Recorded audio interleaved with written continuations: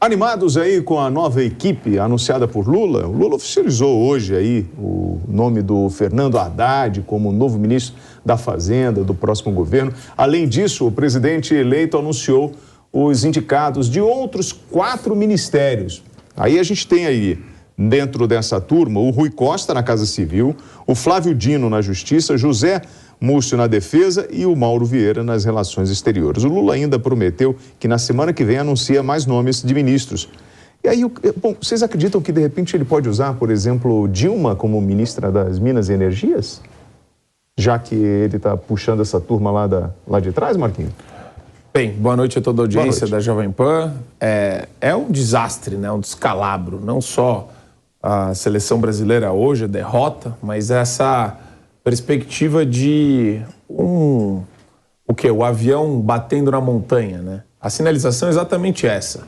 O avião, no caso, é o Brasil e a montanha é a bigorna da realidade que vai se impor com um time de ilustres terrores que a gente está vendo. Quer dizer, o Haddad, ele se gaba de ter feito uma espécie de supletivo, né? De não ter estudado economia durante aí o curso que ele fez. Ele misturou depois, fez acho que mestrado em economia, depois doutorado em filosofia. Você percebe que o cara não tem qualquer capacidade técnica. É um poste.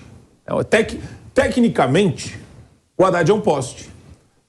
Para quem? Não sei. Para interesses de empresários escusos que gostam de participar das agendas e das pautas das pastas em Brasília e usam o poste para empurrar os seus interesses completamente obscuros, né, nesses jantares entre executivo e legislativo, executivo e judiciário, porque é assim que o Brasil vai ser conduzido a partir de agora. A gente tem uma experiência larga, onde a gente pode afirmar isso com tranquilidade. O Brasil vai ser conduzido nos jantares, nas reuniões, nos cafezinhos em gabinetes. O celular fica no micro-ondas. O celular fica... Reuniões na piscina, reuniões na sauna, reuniões no mar, no litoral. As reuniões vão ser nesses lugares. O Brasil está caminhando claramente a passos largos nesse sentido. Pega o Flávio Dino, um comunista. Qualquer pessoa que se auto-intitula comunista está com a cabeça lá em 1917, na Revolução Bolchevique.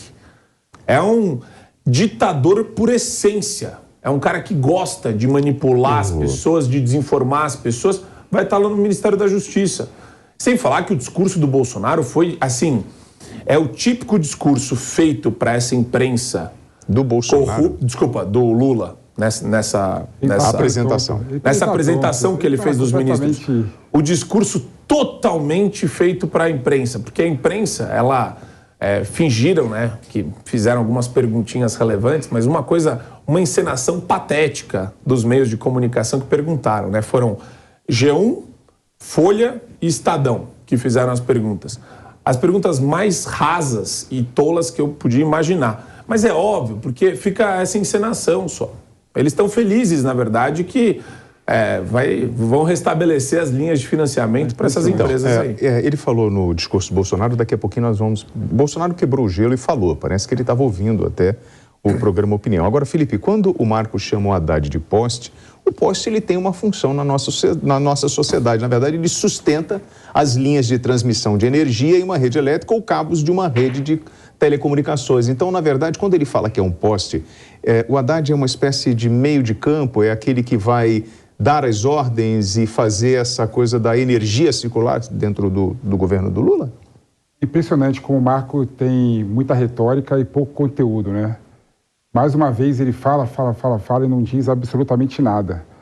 Não quer dizer nada. Essa indicação aí do Lula, né? Inclusive o Lula teve um azar muito grande, porque ele nomeou os ministros, né, hoje, achando que o Brasil fosse se classificar para a Copa do Mundo, né, para a semifinal, e aí fosse atenuar essa divulgação dele nos nomes dos primeiros nomes do governo dele. E o Brasil perdeu e agora só está falando da indicação do Lula. O Lula teve muito azar nesse sentido, né?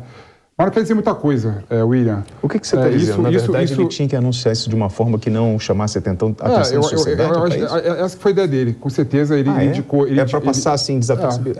É que ele descobriu isso jogando Búzios.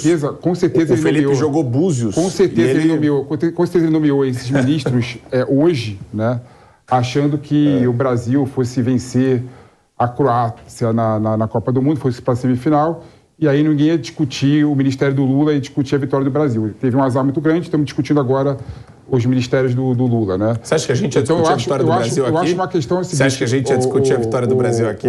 Marco, você está completamente equivocado no seu ponto de vista, né? Não diz muito o Haddad como ministro da Fazenda. O Lula sempre teve, né, o ministro da Fazenda político, né? O Palocci no primeiro governo dele, e a equipe do Palocci foi uma equipe exemplar, né? Teve o Marcos Nobre, que é o diretor do INSPER, teve vários outros técnicos, né, no Ministério, nas secretarias de acompanhamento econômico, Secretaria da Receita Federal. Ou seja, não diz muito o nome de um político para o Ministério da Fazenda. O maior ministro da Fazenda que nós tivemos era um político chamado Fernando Henrique Cardoso, né, que acabou com a inflação do Brasil com uma equipe de lotado, com Pécio Arida, com Pedro Malan, com vários outros... Gustavo Franco, né? Ou seja, então não diz muito assim. Então essa retórica dizendo que a indicação do Haddad indica que estamos indo bater uma montanha, estamos indo bater de frente da bigorna, isso é uma retórica barata, né? Que não se sustenta na realidade dos fatos, né? O Paulo Guedes, por exemplo, que é o teu ministro, o ministro do Bolsonaro, foi o pior ministro da Fazenda que o país teve, né? Além de ter estudado naquela espelunca da Universidade de Chicago, né? Ele foi um ministro da Fazenda que levou o Brasil para um lugar assim horrível da economia, né? Você vê, por exemplo, a quantidade de pessoas passando fome no Brasil. Nossa. Você vê, por exemplo, a quantidade de empregos não qualificáveis, né, de baixo padrão que ele criou. Você vê, por exemplo, que ele não investiu na industrialização do Brasil, não teve uma política produtivista no Brasil, não é? Ele só buscou o rentismo e o pobrismo, né? O binômio que afunda o país cada vez mais. Então, ou seja, não vejo com nenhum desdém a nomeação do Lula em relação aos ministros dele, Felipe, atuais, né? Ô, Marco, mais do que isso, senhores. O Flávio Dino, só para concluir, o William, o Flávio Dino, por exemplo, ele foi membro do Ministério Público Federal, né? É um cara que tem de direito, ele sabe de direito, né? E foi um dos governadores mais bem avaliados no Brasil, né? Ou seja, não tem como você falar que o Flávio Dino é horrível. Isso é balela, isso é conversinha. Qualquer pessoa que se intitula comunista deve ter o QI perto de 60, 50, já deve ter um QI bem debilitado. De novo, o papo do comunismo. Ele se vangloria disso. O cara se vangloria de uma pecha autoritária que matou mais de 100 milhões de pessoas no século XX. Você está de brincadeira comigo que isso não é só patético, não é só engraçadinho.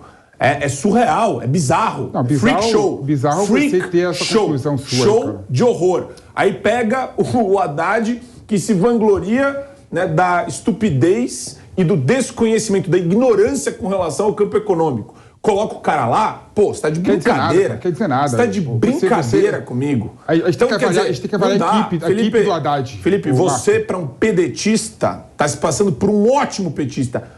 Mas, assim, melhor que muito petista de carteirinha. Eu não sou pedetista, você tá ótimo. E na linha da defesa do socialismo, melhor ainda. Você vai ganhar uma estrelinha vermelha no final do programa, de tão forte que você tá nessa defesa. E tem outra coisa também. Absurdo, cara. Falar em pobrismo e rentismo são duas coisas exatamente que o governo nunca fez em termos de estímulo. Pelo contrário.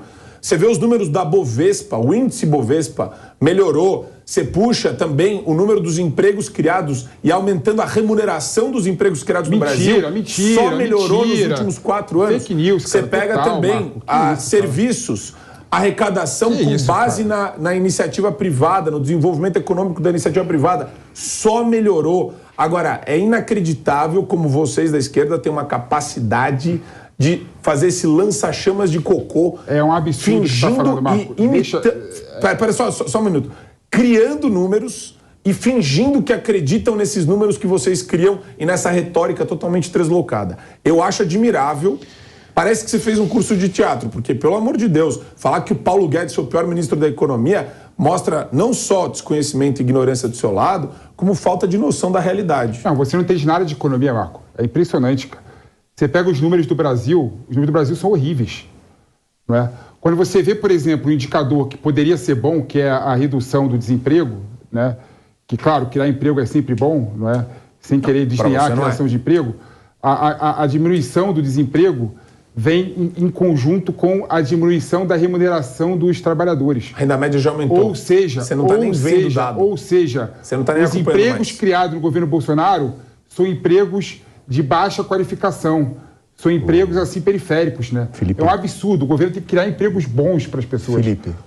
O governo tem que ter uma política produtivista séria e de qualidade. O governo cria emprego. Isso o Bolsonaro não criou. Privada. O Paulo Guedes falhou.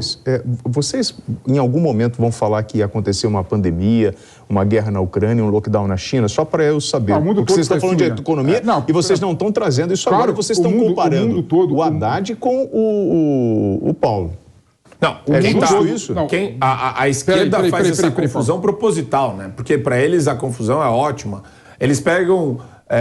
quando você tem um ambiente de confusão, um ambiente totalmente caótico, você pega a ideia mais louca do universo, coloca do lado de uma ideia razoável e para quem está assistindo, para quem está ouvindo a gente, fala, elas são mais ou menos equivalentes. E na verdade, não. Você perde completamente o senso de proporção.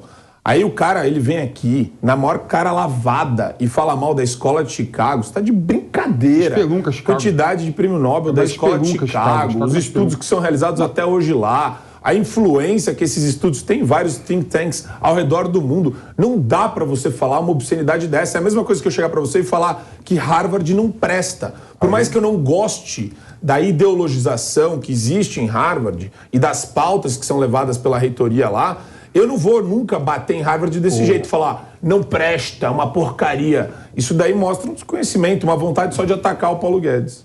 Não, nada a ver uma coisa com a outra. William, quando você pega todos os índices de todos os países do mundo, compara com o Brasil, países da Europa, os Estados Unidos, por exemplo, né, todo o crescimento econômico retomou, melhorou o pré-Covid. Né? O Brasil não, o Brasil só retomou o momento anterior do Covid. A gente não saiu do lugar nos 3 anos que está aqui. O Brasil cresceu, claro que cresceu. Depois de cair tanto, né, não tinha como cair mais. Aí cresceu, a gente voltou, retomou a atividade econômica da época pré-Covid. Ou seja, o Brasil hoje é igual ao Brasil de 2020. Não tem nenhuma mudança. Nós estamos em 2022 indo para 2023. Esse raciocínio Europa, todos os países do BRICS, tirando a Rússia, né? O crescimento tá maior do que pré-Covid. Né? Ou seja, você pega todos os indicadores do Brasil, compara com o mundo, você vê que o Paulo Guedes falhou como ministro, sim. Não é? E, voltando agora ao assunto da nossa pauta, não dá para você falar que a escolha do Haddad foi errada, né? Porque o Lula sempre teve um ministro da Fazenda político, que teve no seu time pessoas capazes e técnicas que conseguiram fazer o país crescer e fazer os indicadores econômicos e sociais melhorarem. Eu digitei aqui, Universidade de Chicago, aparece aí, é uma das mais respeitadas universidades dos Estados Unidos e um dos principais centros de estudos econômicos do mundo. Mas não adianta, quando a pessoa está cega, quando a nossa parede socialista aqui do lado está cega, ela não quer enxergar o mundo como ele é. Ele quer enxergar o mundo pela lente da ideologia dele. E o que é triste nisso, né, é que ele esquece o crescimento do Brasil comparando com China, ele esquece a inflação do Brasil comparando com os Estados Unidos e com vários outros países europeus, ele esquece cadeia de suprimento aqui do Brasil comparando com países europeus também, ele esquece de tudo isso. Né? Isso é engraçado, porque é conveniente para o Felipe esquecer disso para emplacar uma retórica barata e deixar passar. É aquela famosa cortina de fumaça, né? É a cortina de fumaça que possibilita 2 raciocínios diferentes. Raciocínio primeiro, a gente está colocando um ser ignorante na pasta da economia e está tudo bem, aceita, porque Paulo Guedes foi o pior ministro da economia que a gente teve até hoje, segundo essa visão totalmente tresloucada, maluca de esquerdista, mas que tem um propósito, que é também aquela cortina de fumaça. Nós recebemos o governo, a herança maldita, o governo dos dados monstruosos. Aí você pega a conta pública no azul, você pega enxugamento dos gastos com máquina pública quebrando recorde desde a iniciativa do dado, que ele começou a ser gerado há mais de 25 anos.